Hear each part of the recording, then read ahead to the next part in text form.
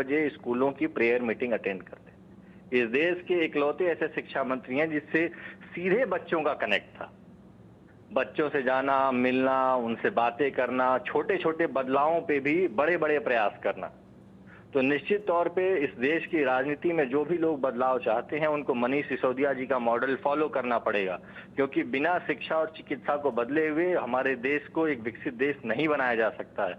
और इसमें मनीष सिसोदिया जी और ऐसे नेताओं का योगदान है। तो दिल्ली के जो 16 लाख बच्चे हैं उनके अभिभावक हैं और उनको शुरुआत से गाइड किया और उन्हीं के मॉडल को लेके पूरी आम आदमी पार्टी चल रही है।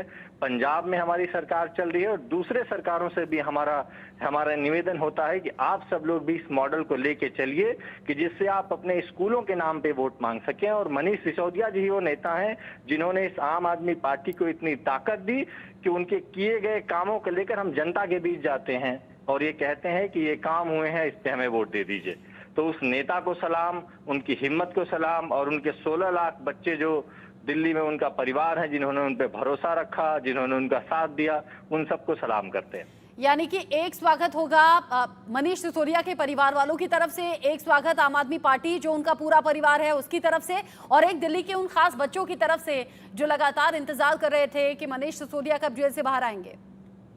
स्वागत के जो संख्या आप ये अभी नहीं तय कर सकती हैं। पूरा दिल्ली उनका स्वागत करेगा, पूरे दिल्ली को उनका इंतजार है। इस दिल्ली के लोग बेताब थे, सब लोग घरों में अभी भी बैठते थे, चर्चाओं पे बैठते थे, तो कहते थे सरकार ने बहुत गलत किया और एक नेक व्यक्ति को जेल में डाल के रखा हुआ है। दिल्ली के बच्चे उनका स्वागत करेंगे, पूरी पार्टी स्वागत करेगी, पूरा परिवार स्वागत करेगा, अलग अलग संस्थाएं और लोग स्वागत करेंगे और पूरा देश बेसब्री से इंतजार कर रहा है उनको सुनने को, उनके विचारों को आगे जानने को और उनका जो आगे का जो लक्ष्य है 17 महीने का जो सफर होगा जिसमें वो आम आदमी पार्टी को एक नई ऊंचाइयां देंगे, उसको जानने के लिए। विधानसभा इलेक्शन में काफी ज्यादा अच्छा रहेगा, ज्यादा लोगों तक पहुंच पाएंगे।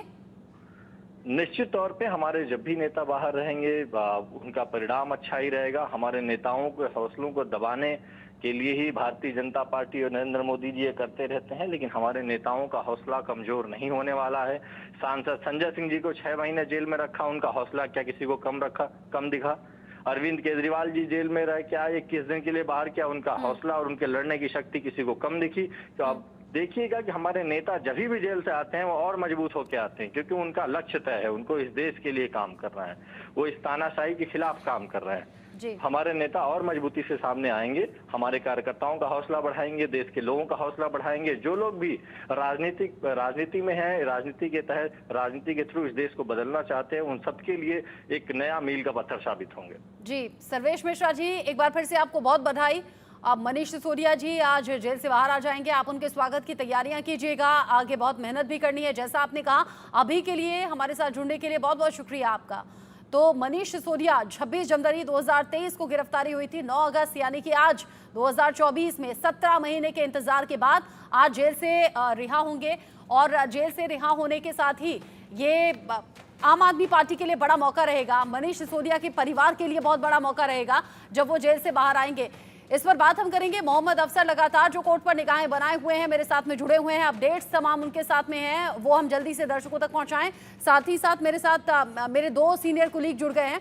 आलोक मेहता सर मेरे साथ में है, एडिटोरियल डायरेक्टर ITV ग्रुप, और अरविंद मोहन सर मेरे साथ में जुड़े हुए हैं, consulting editor ITV group. Mohammad Afsar, जल्दी से अभी तक का अपडेट बता दीजिए। जो दर्शक अभी अभी जुड़े हैं, 17 महीने बाद मनीष सिसोदिया को राहत मिली है, जमानत पर आज बाहर आने वाले हैं।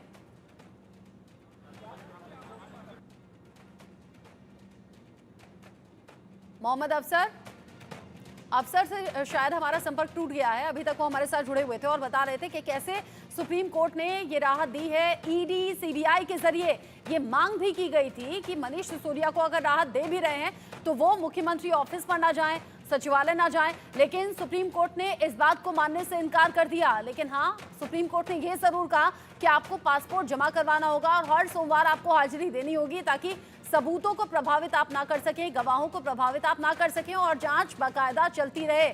आलोक मेहता सर, 17 महीने एक लंबा टाइम होता है, जमानत का फैसला आ गया है, लेकिन आम आदमी पार्टी कह रही है साजिश हुई है हमारे खिलाफ।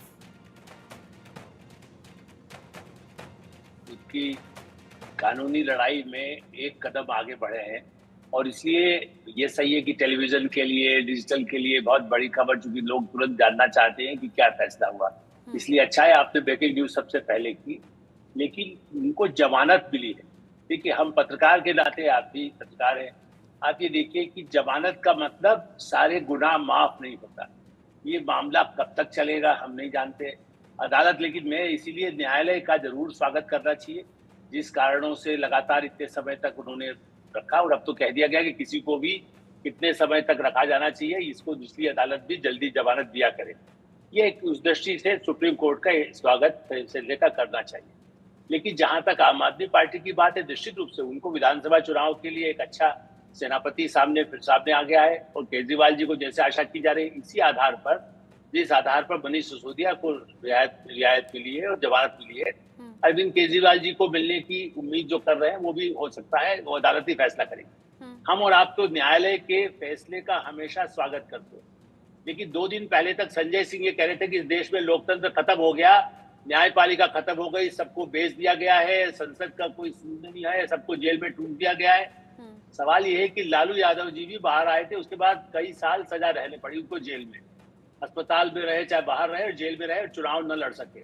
इसलिए ये याद रखिए कि न्यायालय का जरूर स्वागत करिए, लेकिन संभल कर स्वागत करिए। मैं अपने मित्र, चूंकि सभी मनीष सिसोदिया जो पत्रकारिता से, मैंने टेलीविजन में काम करके गए हैं, इसलिए जमानत को फैसला मानना, जनता को भ्रमित करना जरूर है, उसका फायदा उठा लीजिए, जय जयकार भगत सिंह बन जाइए, गांधी बन जाइए, लेकिन आजादी मिलने पर ही आजादी होती है, जमानत पर छूटने से आजादी नहीं होती है।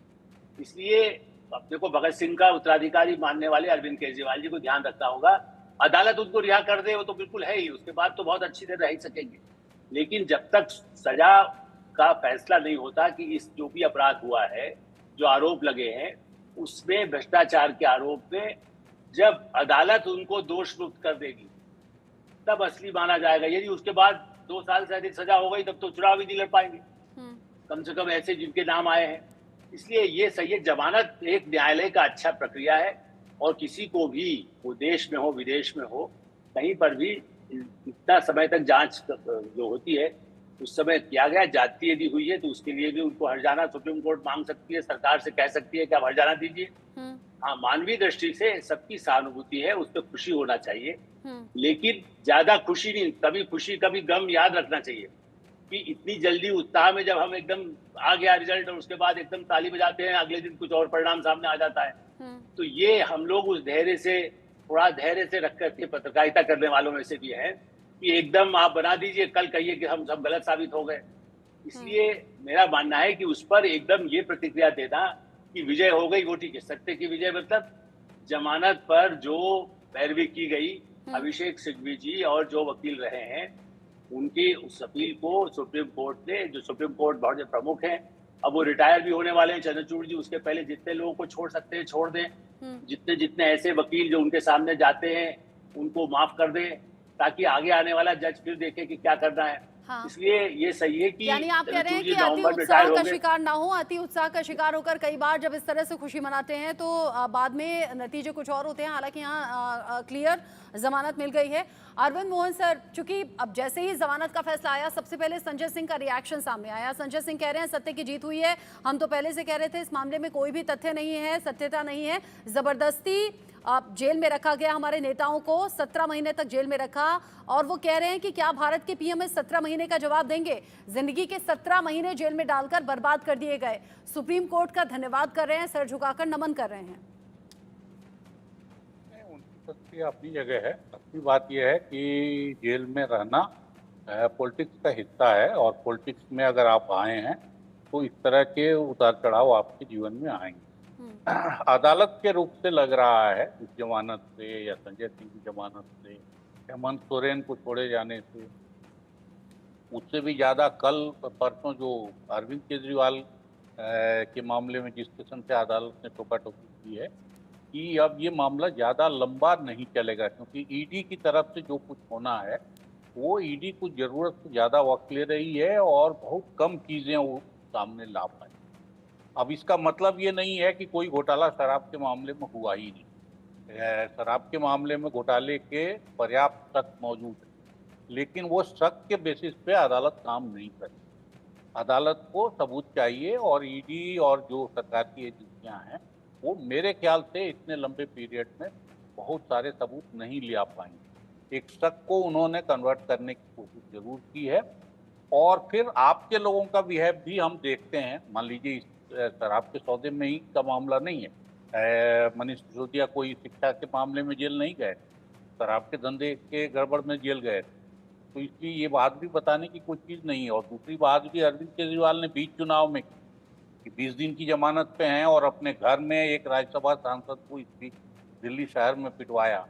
तो इसलिए उन लोगों का व्यवहार भी कोई अछूता नहीं है। और शराब का घोटाला भी मैं मानता हूं कि जरूर कुछ न कुछ हुआ है, क्योंकि जिस तरह से बीच कोरोना में इन लोगों ने शराब बेचने की, बिक्री बढ़ाने की, सौदे बदलने की, ठेके बदलने की इनकी कोशिश की है, वो अचानक नहीं है। और हर राज्य सरकार के रेवेन्यू में शराब और शराब का ठेका एक इम्पोर्टेंट, आप उससे ऊपर नहीं हो अब तक उठ गए, आपकी पॉलिटिक्स उससे ऊपर नहीं गई। जो ट्रांसपेरेंसी वो बोलते रहे थे आंदोलन के समय, और जो जो चीज़ें वो बोलते रहे थे, वो सब को उन्होंने कहाँ फेंक दिया इसका पता नहीं। लेकिन ये जरूर है कि बीजेपी उनसे भी ज़्यादा क्रूर ढंग से चीज़ों को चला रही है। और हेमंत के मामले में, यहीं संजय सिंह के मामले में, अब मनीष के मामले में, और मुझे उम्मीद है कि जल्दी अरविंद केजरीवाल के मामले में भी बीजेपी को मुंह की खानी पड़ेगी।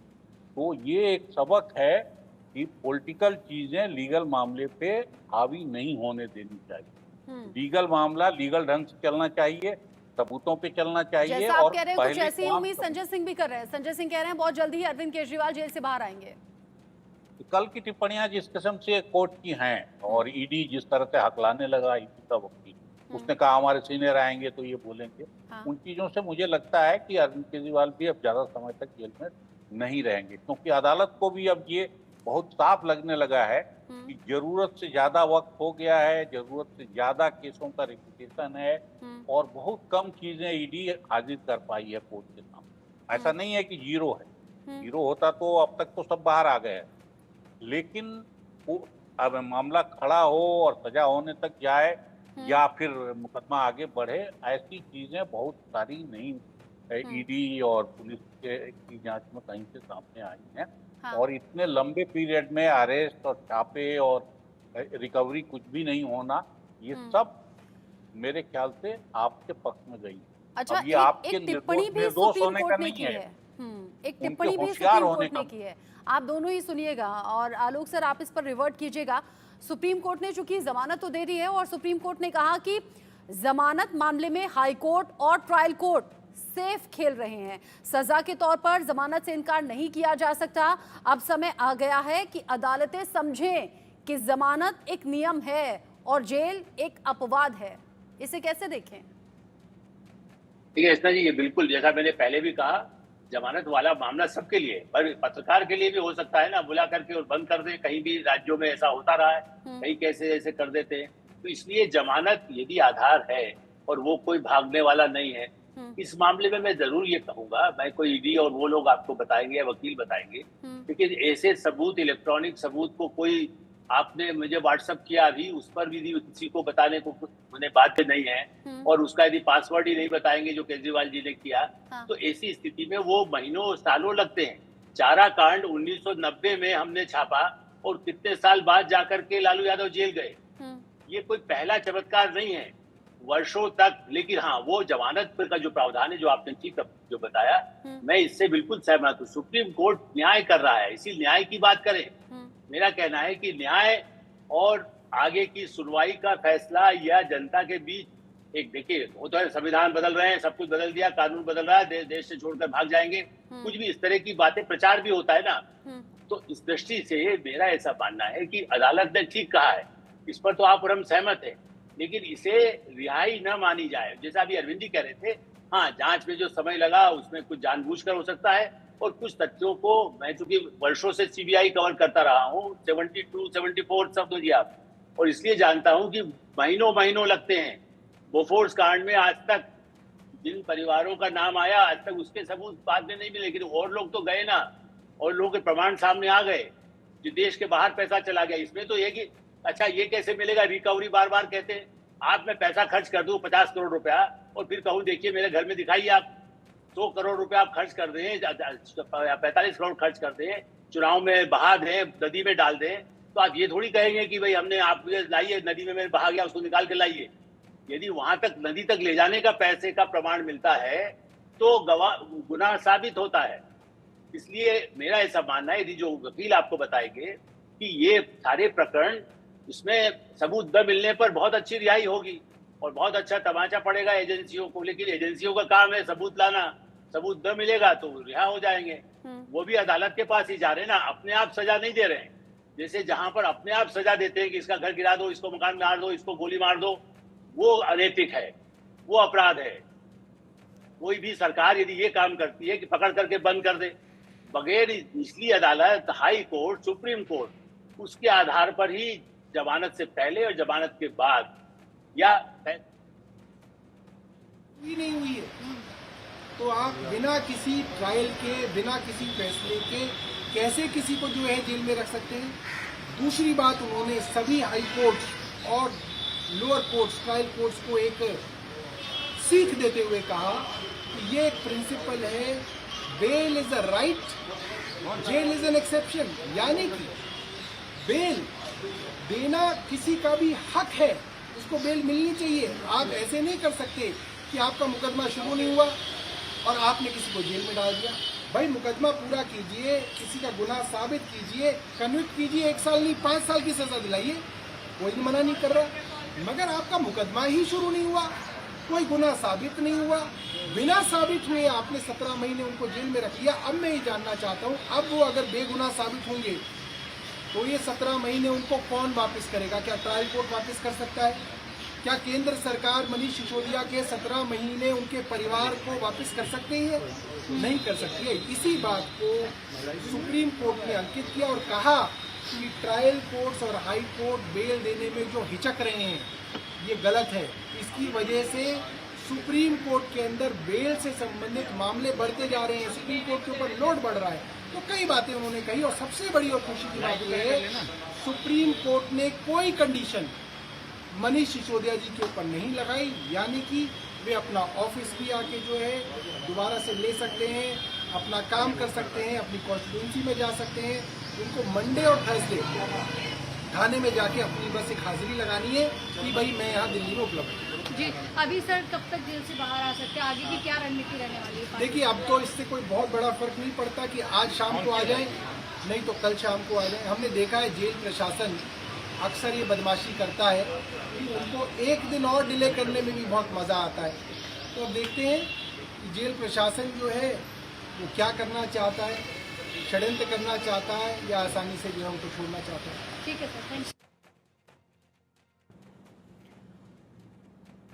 अब रिएक्शंस तमाम सामने आ रहे हैं और दिल्ली सरकार में मंत्री सौरभ को आपने सुना, यहाँ पर अलग अलग टिप्पणी है और आज जेल से बाहर आने को लेकर भी उन्होंने टिप्पणी की कि मजा आता है परेशान करने में। हमारी पूरी उम्मीद है कि आज शाम तक बाहर आ जाएंगे जेल से मनीष सिसोदिया।